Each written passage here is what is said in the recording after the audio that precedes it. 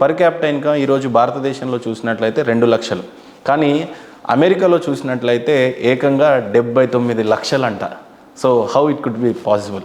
Napoleon ఒక మాట చెప్తాడు, impossible is a word found in the dictionary for fools only. భారతీయులు తెలివికళ్ళు, తెలివిగా వ్యాపారం చేయగలుగుతారు, తెలివిగా ఎదగగలుగుతారు, తెలివిగా ఒక గోల్ని ఫిక్స్ చేసుకోగలుగుతారు. భారతదేశం 2047కి వికసిత భారత్ కావాలి, మొదటి స్థానానికి రావాలని చెప్పి ఒక లక్ష్యం నిర్ణయించుకుంది. నెపోలియన్ మాటలలో భారతీయుల మీద విశ్వాసం ఎక్కువ, భారతీయుల పని విధానం మీద విశ్వాసం ఎక్కువ, భారతీయులు పొదుపు చేసేటువంటి పద్ధతి మీద వాళ్ళకి ఉండేటువంటి అవగాహన వాళ్ళకి ఉంటుంది. ఈరోజు మనం 6.9 నుంచి 8 మధ్యలోనే వ్యారీ అవుతున్నాం కావచ్చు.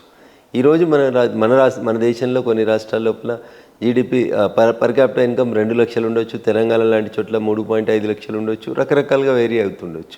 భారతదేశం ఒక లక్ష్యాన్ని నిర్దేశించుకుంది, 2047 నా ముందున్నటువంటి గోల్.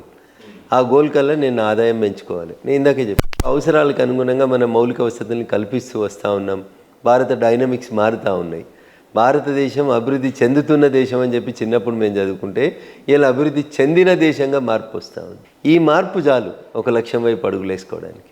మీకు నెంబర్స్ ఏముందన్న 6.9, 8.7, 3.9, 20, 21 ఇట్లా రకరకాల నెంబర్స్ మారుతాయి. బట్ అమెరికాలో ఉన్నటువంటి నాయకత్వం ఎట్లుంది, భారతదేశంలో ఉన్నటువంటి నాయకత్వం ఎట్లా ఉంది? అమెరికన్ అధ్యక్షుడు తీసుకుంటున్నటువంటి నిర్ణయాలకి అమెరికాలో రోడ్ల మీదకి వచ్చి ప్రజలు తగలబెట్టుకుంటున్నారు.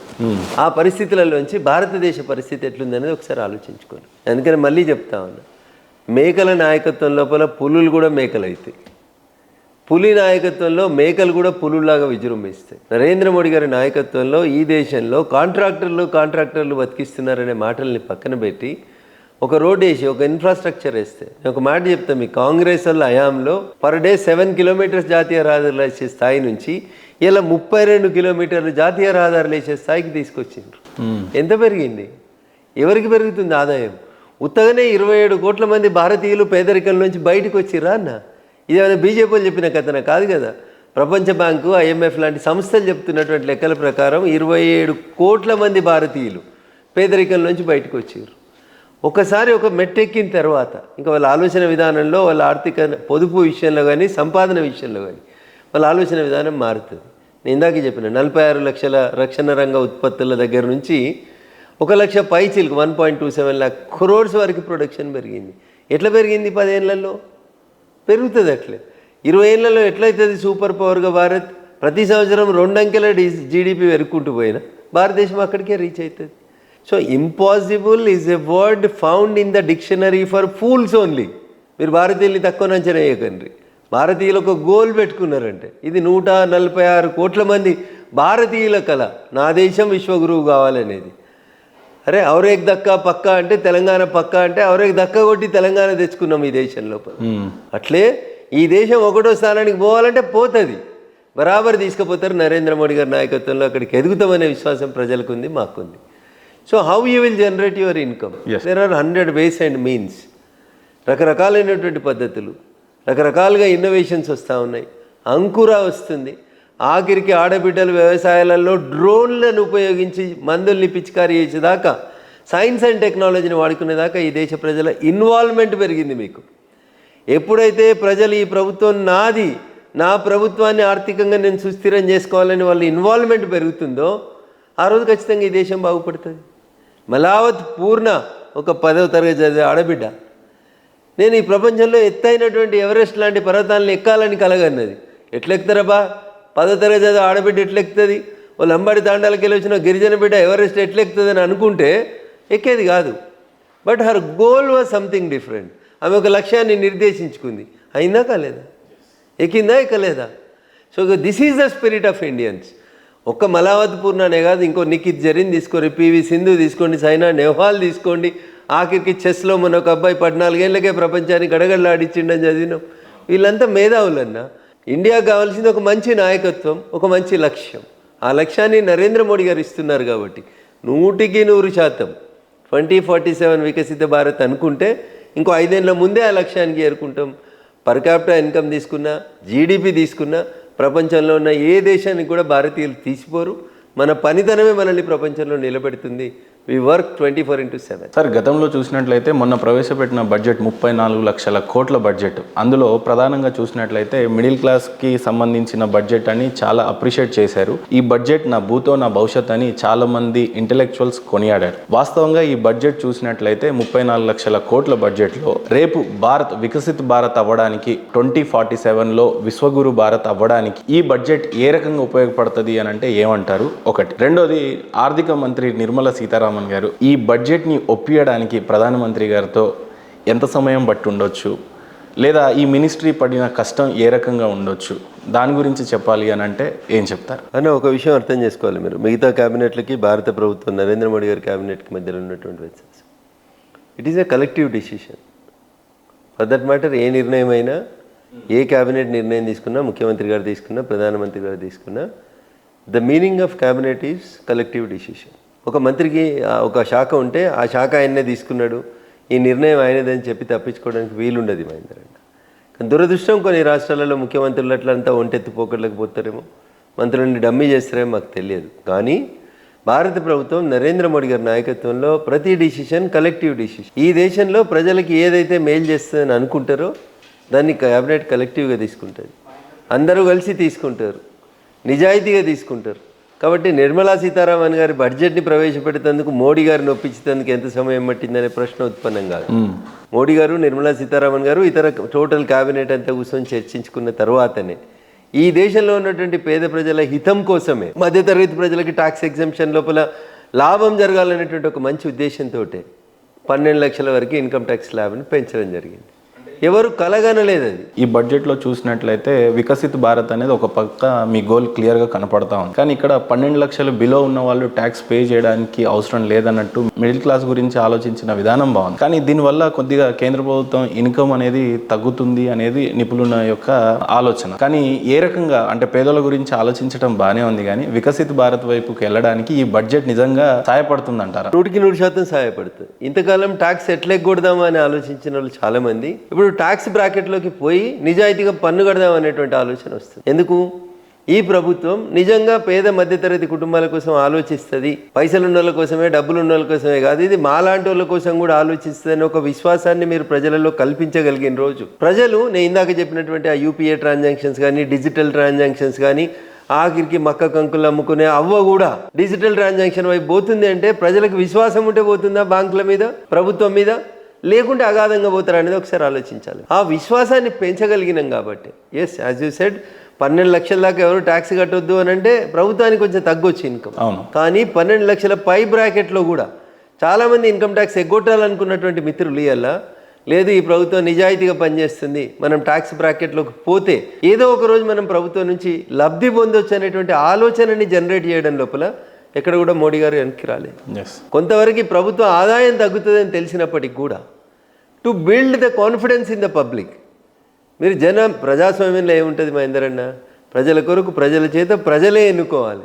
ఆ విశ్వాసాన్ని మీరు ప్రజలు ఇవ్వకపోతే, డాక్టర్ బిఆర్ అంబేద్కర్ గారు రాజ్యాంగాన్ని రాసిన రోజు కన్నా కలగదే, ప్రజల కొరకు ప్రజల చేత ప్రజలే ఎన్నుకున్న ప్రభుత్వం ప్రజలలో విశ్వాసాన్ని నింపగలిగితే, ప్రజలు మీ ప్రభుత్వంతో నడుస్తే అద్భుతాలను సృష్టించగలుగుతామని చెప్పడానికి ఉదాహరణే మూడోసారి నరేంద్ర మోడీ గారు ప్రధానమంత్రి కావడం. ఎవరు చేశారో ఈ సమీకరణం కానీ యంగ్స్టర్స్, ఎంటర్ప్రెనర్స్ అందరికీ ఒక కాన్ఫిడెంట్ నిజంగానే లింపారు సార్. ఎందుకంటే 12 lakhs బిలో ట్యాక్స్ కట్టొద్దు అని అన్నారు, కానీ దానిపైన ఉన్న ఎంటర్ప్రెనర్స్ అందరు కట్టిన తర్వాత స్టార్టప్ కోసం లోన్ వస్తుందన్న కాన్ఫిడెంట్ లింపిన మీ ప్రభుత్వానికి నిజంగానే హ్యాండ్స్ ఆఫ్ తెలియజేస్తూ ఉన్నాం. కానీ నిర్మలా సీతారామన్ గురించి ఒక తెలుగు ఆడబిడ్డగా రెండోసారి కూడా తనకే ఆ మినిస్ట్రీ ఇవ్వటం అనేది హర్షించదగ్గ విషయమే. కానీ బట్ ఆమె సాధిస్తున్న ఈ పురోగతి గురించి లేదా నిర్మలా సీతారామన్ గారి గురించి చెప్పాలి అని అంటే ఏం చెప్తారు ఒక ఎంపీగా మీరు? ఒక పనిని నిర్దేశించుకొని ఆ పని తనకు అప్పగించినటువంటి బాధ్యతని 100% తూచా తప్పకుండా,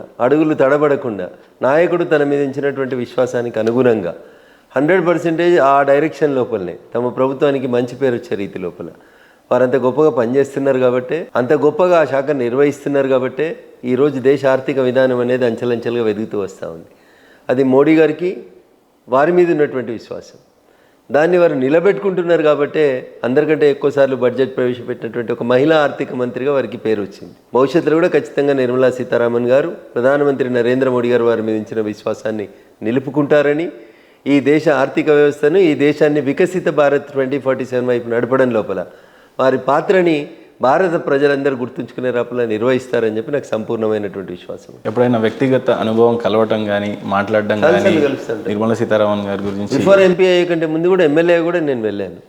ఈ రాష్ట్రానికి సంబంధించినటువంటి నిధుల విషయం లోపల కానీ, అప్పుడున్నటువంటి తెలంగాణ ప్రభుత్వం కేంద్రం నిధులు ఇస్తలని చేస్తున్నటువంటి బదనాం విషయం లోపల కానీ, మేము రూపాయి పన్ను కడితే మాకు 40 పైసలే వస్తుందనేటువంటి ఇట్లాంటి అసంబద్ధమైనటువంటి ఆరోపణల విషయం లోపల కానీ, అప్పటికే వారు ఆర్థిక మంత్రి గారు వారిని కలిసిన సందర్భం లోపల చాలా స్పష్టంగా గణాంకాలను వివరించి చెప్పడం జరిగింది. ఇట్లాంటి వాళ్ళు చెప్పినారు కాబట్టి మాలాంటి వాళ్ళు వచ్చి ప్రజాబాహల్యంలోకి వచ్చి వాస్తవాలు ఏందనేది ప్రజలకు చెప్పడానికి ఉపయోగపడతారు. చాలామంది అనుకుంటారు నిర్మలా సీతారామన్ గారు సరిగా మాట్లాడారు, రిజర్వ్డ్గా ఉంటారని.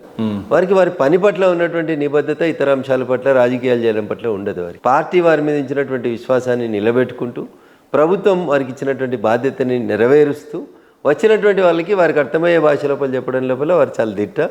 అందుకని ఆర్థిక మంత్రి అంత గొప్పగా రాణిస్తూ వస్తారు. సార్, ఇందాక మనం మాట్లాడుకున్నట్టు స్టార్టప్ ఇండియా ఎకానమీ నిజంగా ఈ రేంజ్లో పెరగడానికి గల కారణం ఏంటంటే దేశంలో ఉండే భద్రత, వాళ్ళు స్టార్ట్ చేసినటువంటి ఫ్యాక్టరీలకు ఎవరో గన్నులతో రాకుండా ఉండే అంత స్పష్టమైన సెక్యూరిటీ భారతదేశం కల్పిస్తుంది. అందుకే ఎకానమీ అంత పెరిగింది అని అంటున్నారు. ఈ రోజున చూసినట్లయితే బార్డర్ సెక్యూరిటీ కానీ, డిఫెన్స్ సిస్టమ్ కానీ, దాని గురించి సంబంధించినటువంటి బడ్జెట్స్ కానీ, లేదా గతంలో ఉన్న డిఫెన్స్ సిస్టమ్ ఎంత స్ట్రాంగ్గా ఉండింది, మీ ప్రభుత్వం వచ్చిన తర్వాత డిఫెన్స్ సిస్టమ్ ఈ రోజున ఎలా ఉంది అని అంటే ఏం చెప్తారు? ఇప్పుడు బువ్వ ఉడికిందా లేదంటే ఒక మెతుకుని బట్టి చెప్పేస్తే సరిపోతుంది అన్న. ఇప్పుడు నేను చెప్పితే నాది నేను బాగా ఉదుకున్నట్టు అవుతుంది. ఇప్పుడు ఆపరేషన్ సింధూర్ తర్వాత ఎప్పుడైతే 9 ఉగ్రవాద టార్గెట్లను పెట్టుకొని భారత ప్రభుత్వంపై పాకిస్తాన్ లోపలికి చొరబడి రాత్రి 1:05 మొదలుపెట్టి 1:25 ఆపరేషన్ సింధూర్ని ముగించుకొని ఏ ఆడబిడ్డల నుదిటి తిలకాన్ని అయితే తుడిచేద్దామని పాకిస్తాన్ కలగని బెదిరిద్దామనుకుందో 4 ముష్కర్లను పంపి 2 ఆడబిడ్డల్ని పంపించి వాళ్ళ శత్రు శిబిరాలను అన్నింటినీ కొట్టేసి అర్ధగంటలు వెనక్కి వచ్చిన తర్వాత వాళ్ళు రకరకాలైనటువంటి ప్రయత్నాలు చేశారు. వందల సంఖ్యలో డ్రోన్లను మన దేశంలోకి పంపాలని, మన దగ్గర ఉన్నటువంటి అనేక పీస్ఫుల్గా ఉన్నటువంటి ప్రాంతాలను డిస్టర్బ్ చేయాలని చాలా ప్రయత్నాలు చేశారు అన్న, రకరకాల ప్రయత్నాలు. సో దానికి ఇంకో పొరుగున్నటువంటి ఇంకో దుర్మార్గమైనటువంటి దేశం చైనా ఎంత వత్తాసు పలికిందో, చైనాకి వెళ్ళి మార్కెట్లోకి వస్తువులను ఎట్లా తక్కువ ధరకు అమ్ముకుంటారో అట్లాంటి డ్రోన్లనే పాకిస్తాన్కి అమ్మిండ్రు, లేదా మంచి డ్రోన్లనే అమ్మిండ్రు. కానీ ఒక్క డ్రోన్ అన్న భారత సరిహద్దు రేఖను దాటి భారతదేశంలోకి వచ్చిందన్న పాకిస్తాన్కి వెళ్ళి బయలుదేరిన drone. So this is the difference. మాటలకి చేతలకు మధ్య ఉన్నటువంటి తేడాన్ని మీరు దయచేసి గమనించండి. నేను 100 చెప్తా, 100 గంటలు చెప్తా మా ప్రభుత్వం గురించి, మా గురించి, మా పార్టీ గురించి, నరేంద్ర మోడీ గారి నాయకత్వం గురించి. కానీ నేను అవన్నీ చెప్తలేనన్నా. బువ్వ ఉడికిందా లేదా ఒక మెతుకు చూస్తే చాలు. ఆపరేషన్ సింధూర్ తర్వాత ఆగమైన పాకిస్తాన్ మనల్ని ఆగం చేద్దామని ఆలోచించి వందల సంఖ్యలో డ్రోన్లు వాళ్ళ స్థలంలోంచి, వాళ్ళ ఏరియాలోంచి మన ఏరియాలకు పంపే ప్రయత్నం చేసినప్పుడు ఒక్క డ్రోన్ అన్న సరిహద్దు రేఖను దాటి మన దేశంలోకి రాగలిగింది అన్న? రాలేదు. ఎవరు గొప్పతనం అన్న? That is border security force, Indian సైన్యం, భారత ఆర్మీ, అన్ని రకాలైనటువంటి భారత ప్రభుత్వ అండదండలతో ఎదిగినటువంటి ఈ దేశ సైనికులు భారత దగ్గర చూపించినటువంటి సైన్స్, టెక్నాలజీ, ప్రతిభ, పాఠవం, ధైర్యం, మనిషి మిషన్ 2 కలిసి చేసినటువంటి ఒక గొప్ప యుద్ధం అన్నది. అందుకనే ఒక్క డ్రోన్ అన్న, కనీసం ఒక్క డ్రోన్ అన్న మన దేశంలోకి రాకుండా ఆపగలిగినామంటే ఇగో ఇది ఈ దేశంలో నరేంద్ర మోడీ గారి నాయకత్వంలో గత 11 సంవత్సరాల్లో మేక్ ఇన్ ఇండియా కింద భారత సైన్యానికి మనం సమకూర్చినటువంటి అనేక రకాలైనటువంటి పరికరాల గొప్పతనం. వెనుకటికి కాంగ్రెస్ హయాంలో జవాన్లకి బుల్లెట్ ప్రూఫ్లు కావాలంటే వేరే దేశాలకి వెళ్ళి దిగుమతి చేసుకోవాలనే స్థితికి వెళ్ళి ఇలా బ్రహ్మోస్లు, తేజస్లు, క్షిపణులను కొట్టేటి అన్నింటినీ తయారు చేసింది భారత అంకుర వ్యవస్థ, భారత మేక్ ఇన్ ఇండియా వ్యవస్థ. అందుకనే ఇలా ఆఖరికి ఒక్క డ్రోన్ కూడా మన గీత దాటి లోపలికి రాలేకపోయింది.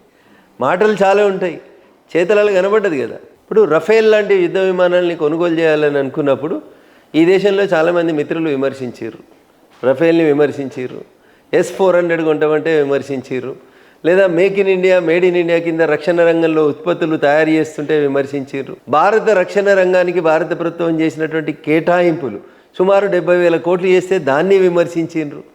ఇలా ఫలితం ఏం కనబడింది?